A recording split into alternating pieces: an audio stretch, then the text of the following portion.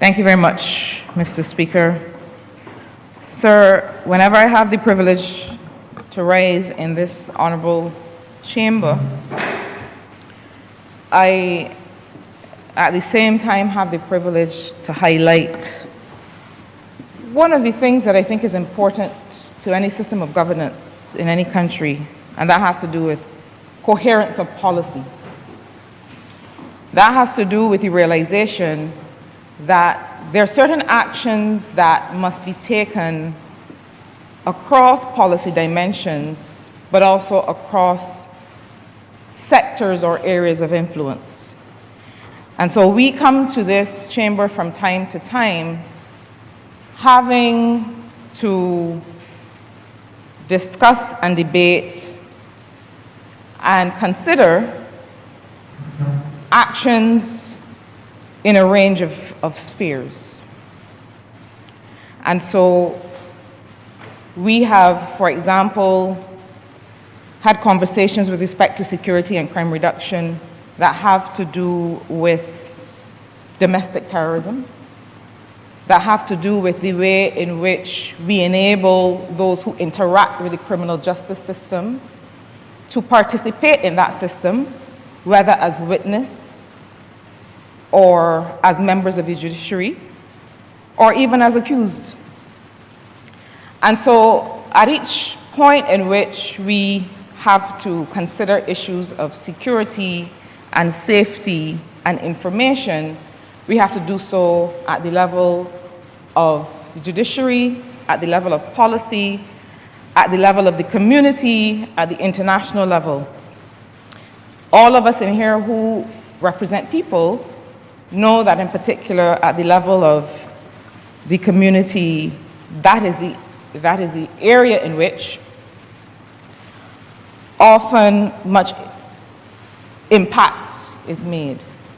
But the truth is, sir, that these kinds of policy decisions and considerations go from the community level to the national level to the regional level, as we are discussing today, as well as to the international level.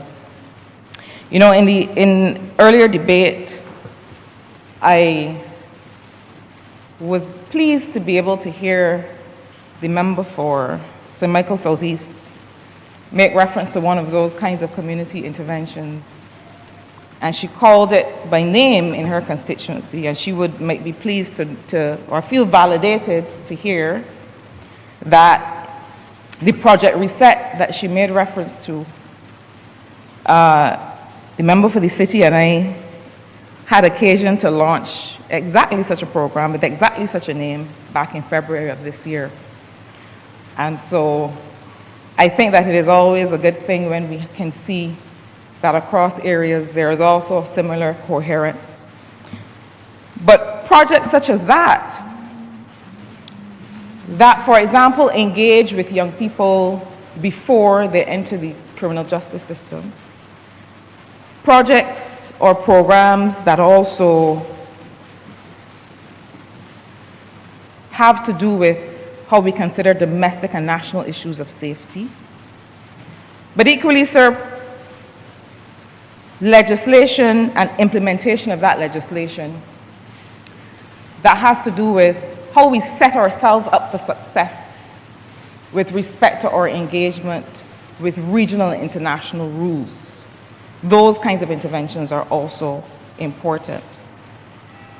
And so this Advanced Passenger Information and Passenger Name Record Bill is a part of that policy coherence.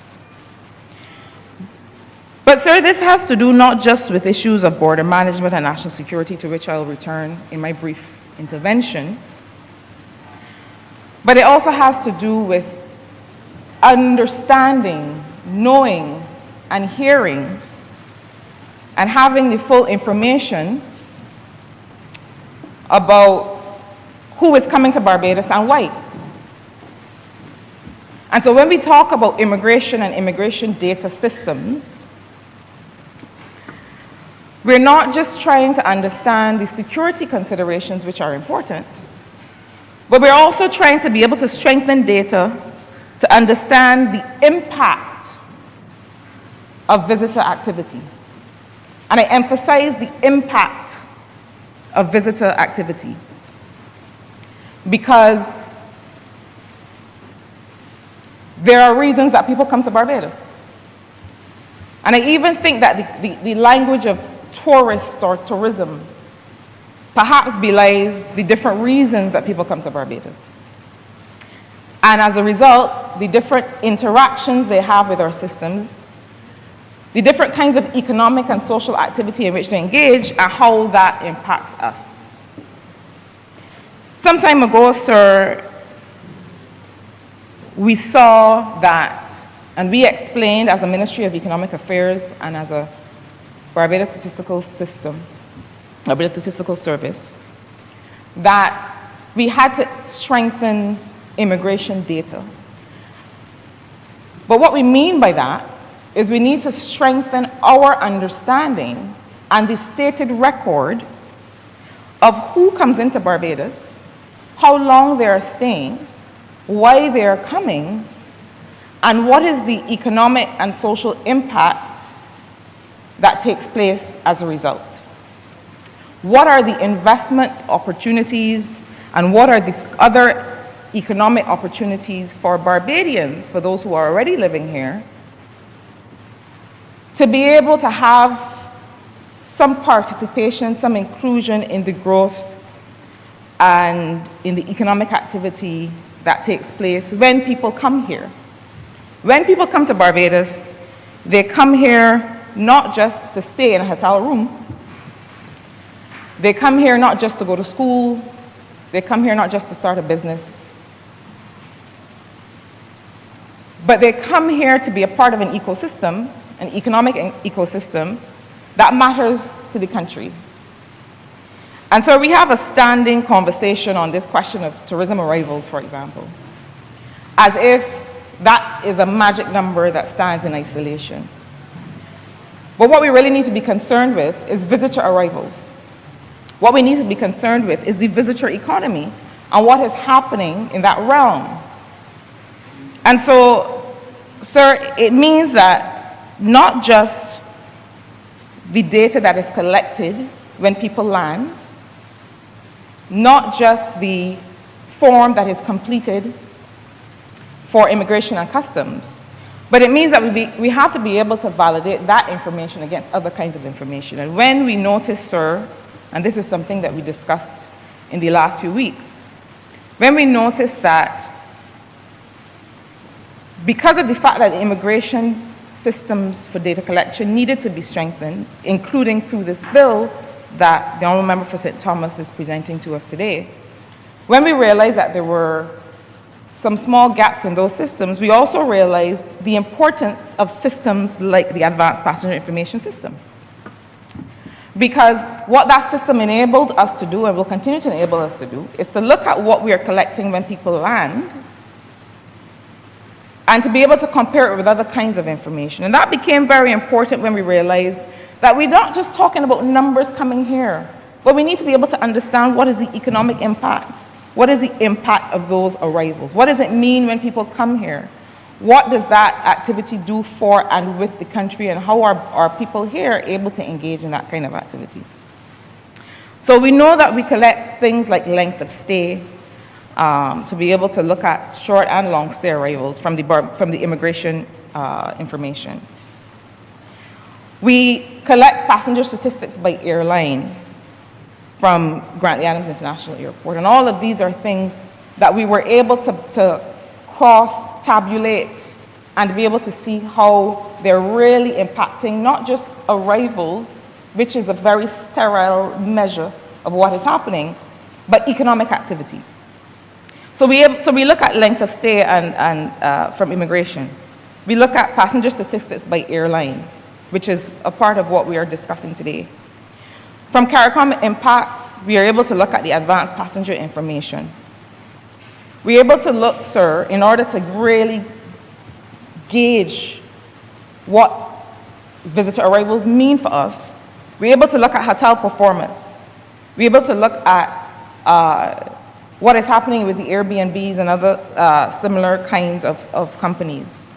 We were able to look, sir, at the VAT receipts from that kind of activity. to look at the filing, the airline schedule filings that are telling us, well, really, how much airlift do we have to be able to validate?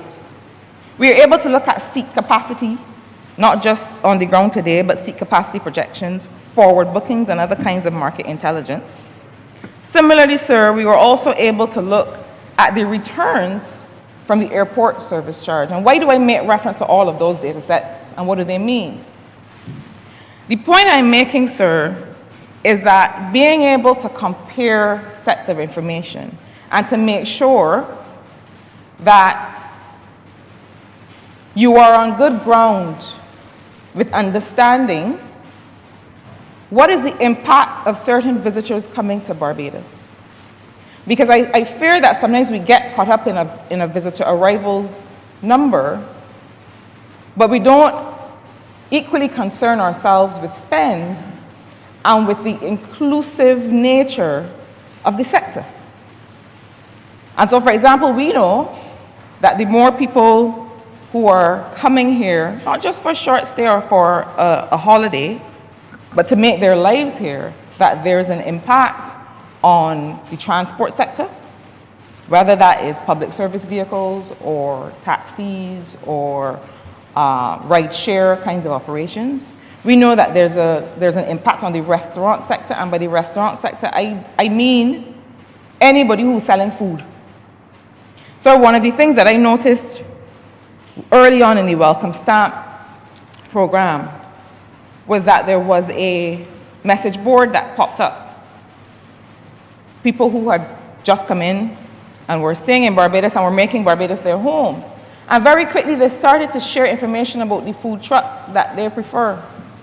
And the lady that sell down in front Sandy Lane, or the lady that sell in Belleville. People come here and get clued into the secrets of our life, sometimes faster than we do. And get clued into the way that we live on the ground, and the shops that you should go at, and where has a better pie, not that I would know, or a better rice and stew, not that I would know that either. But there is a certain level of penetration of society, of culture, that takes place. And when we want to understand impact of arrivals, that is one of the things that we mean. And so one of the reasons that this advanced passenger information system and its strengthening is important, one of the reasons it is important, is that it allows us to be able to say, look, arrivals may be one thing, and those numbers may say a particular thing. But there are some occasions where even when the arrivals numbers are not extremely high, that we see quite a high economic impact and quite a high knock-on effect across sectors, like people who do hair, people who cook food, people who drive other people around. There are repercussions through the economy. And that is what we need to be able to capture. And data sets like we get from the APIS, from the Advanced Passenger Information System, allow us to do that and to be assured that our efforts with respect to facilitating visitors, whether students, whether tourists, whether investors, whether people who just are friends of Barbados, that our efforts are bearing fruit. But sir, I want to come to something else that the member for St. Thomas made reference to, which has to do with the Passenger Information Unit and its role in this legislation. And that really is an effort to remove discretion from a sole individual, from the Chief Immigration Officer, and to be able to have some of this data, who is coming, what is their background, whether there are any personalities that need to be flagged for security reasons, to have all that information reviewed by a set of people with national security expertise or with national security roles in the governance system of Barbados. And the reason for that is to remove the discretionary nature of decision making, and equally the legislation, as we heard from the honorable member, prohibits the use of screening criteria based on race and other similar factors. Sir, it is critical in our society, in this Barbados today in 2026, to be able to make sure that we remove bias in decision-making at borders. When we look around the world, we see the damage that that causes. But I go further because I fear that we need not look around the world to see the damage that that bias does. Because we have to protect this Barbados from such bias at our borders. Sir, there are times when, most of the time, sir, I feel extremely proud to be a Barbadian. There are times, sir, when I feel less proud. And there are times, sir, when I glance to the left on arrival back to Barbados, having left immigration, coming through the arrivals hall, and I look at the profile of those who are asked to step out of the green line and come into the red line. Sir, I feel extremely privileged to be a member of this Caribbean community. I feel equally privileged to be a part of a multi-ethnic, multi-faith Barbados. And particularly as a person whose faith is not the dominant faith in this country. It makes me a minority, and it makes several others of our sisters and brothers in this country a minority. So when I look to the left, coming through the arrivals hall, and I see members of a certain faith, easily identifiable by dress, when I see nationals of a certain country, when I see Barbadians of a certain complexion, profiled, questioned in ways that visitors that meet certain criteria are not questioned, then it says to me that legislation that is designed to reduce bias and prohibit the use of screening criteria based on any kinds of race, sexuality, and other faith, and other criteria, it tells me that this legislation is timely. And I say no more, sir, on that question. But that question, sir, does relate to issues of effectiveness and efficiency in our border operations. And I think equally that while we may concern ourselves, or while we may be led by, regrettably, some of our human bias that we need to guard against, it has an impact on the efficiency of what happens at our borders. I have long challenged the Honourable Member for Christchurch East Central about whether some of the revenue collection measures, if we call them that, that take place at the granular level at which they take place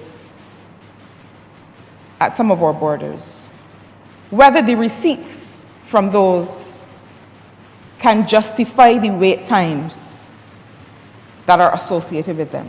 In other words, if I ask an individual to show me the booties that they bought for their granddaughter's new baby, and to show me how many handkerchiefs they bought for their reception child to take to class, and levy charges against that. And then I have to write in a book in triplicate, and I have to go somewhere and get it signed by a fellow behind the booth, and I have to come back and say, that's your copy and there's my copy. Can those receipts justify not just the potential dehumanization that one experiences going through the process, but can it justify the time that it takes a person in the airport coming back home? Sir, it will be difficult for many of us to ignore the fact that we leave here and we go to other people's countries and we are hosted in the most elaborate and kind of ways. Barbadians leave and go on holiday, or they go for business purposes, or they go to see somebody who is not well. And regrettably, sometimes the worst part of the experience takes place when you come back home. We can do better. And I have to salute the Immigration Department and the reforms that took place there, beginning under the last minister and continuing now. And I would want to see those standards kept up throughout the arrivals process and experience in the Grantley Adams International Airport. And so effectiveness and efficiency of border operations is also an area that I think this legislation will help to address. The Honourable Member for St. Thomas, the minister who led the debate, said much about data protection and compliance. And my only addition would be to emphasize the importance of the integrity of this kind of information. And when the data protection legislation was passed and continues to be strengthened in its execution,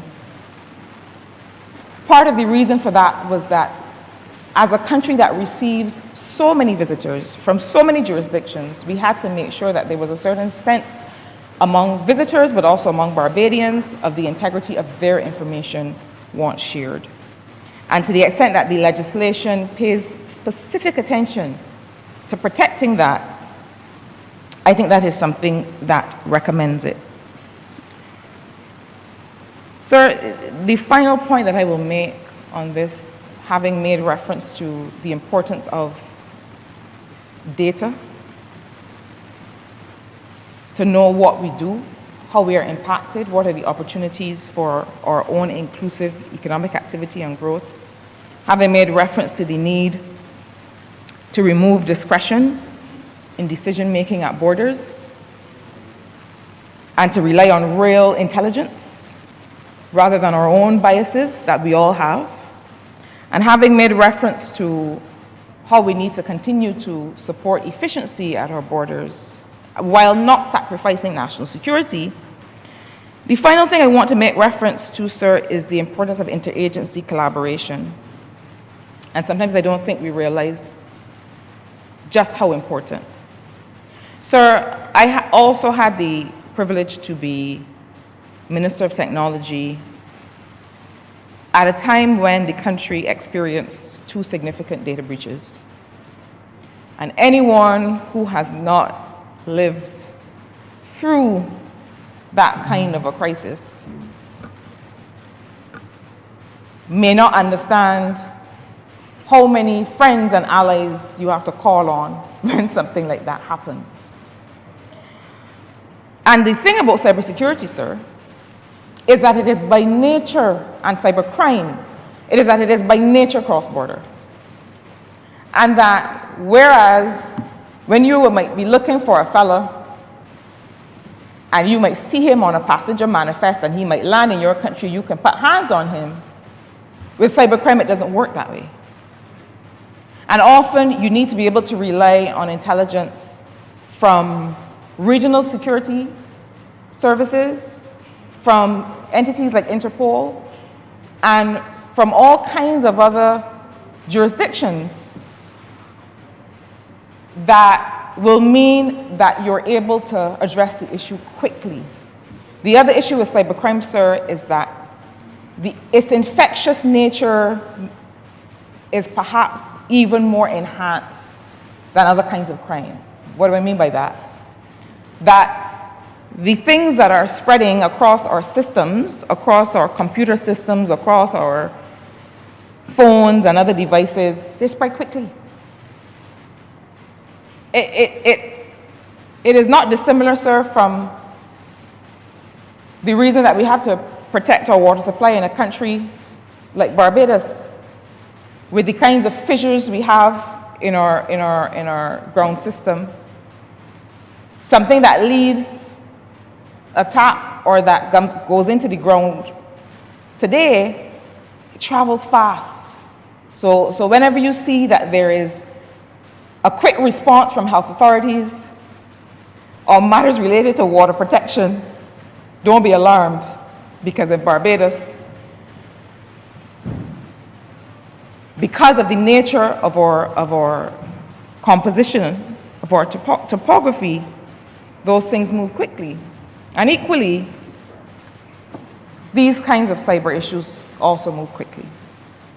And so I emphasize this to be able to say that this bill makes it easier and makes it and facilitates the very easy and predictable sharing of information across agencies globally. That will mean that where there may be a threat that we have to address, that we're able to do so in such a time as to protect the worst fallout from such a situation, or even to avoid any fallout at all. So, sir, as the minister that's responsible for statistics and administration of data, I thought it necessary to be able to emphasize not just the national security and the border management and immigration content of this bill, but also the extent to which it enhances and strengthens the data that we need for policy making. But equally, sir, I also thought it important to be able to remind us all that this country is made up of, is supported by, is held up by all kinds of people. And that each of us has an expectation to be treated with decency everywhere we go, in this country and outside. And I just want to encourage us to pull that value and to pull that standard into our own work. One does not need to compromise revenue. One does not need to compromise security in order to treat people like human beings. And with that, sir, I commend this bill to this House and thank you for being heard.